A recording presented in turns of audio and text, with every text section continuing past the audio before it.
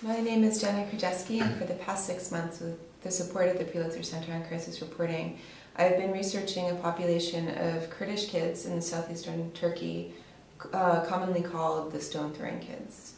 And people started calling them stone-throwing kids because they were arrested at pro-Kurdish demonstrations for throwing stones at the police, sometimes Molotov cocktails, sometimes simply for attending the demonstration. And because at the time, Turkish anti-terrorism legislation did not allow for a children's court, they were prosecuted as adults. Hundreds of them were in prison, some as young as 12, and this got the attention of the international community as well as activists inside of Turkey, and they put a lot of pressure on the Turkish government to release these kids, which they eventually did in July 2010.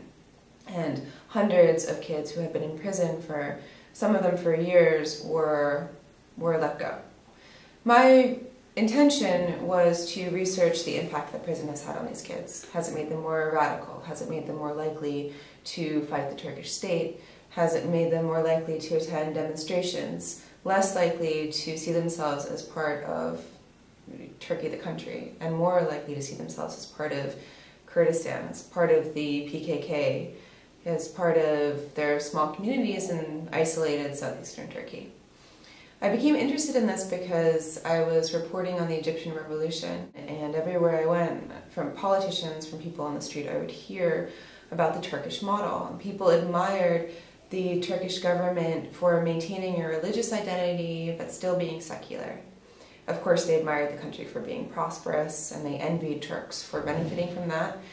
And they wanted their government, their post-Hosni Mubarak government, to be like the Turkish government, which made me wonder, what was the Turkish government really like?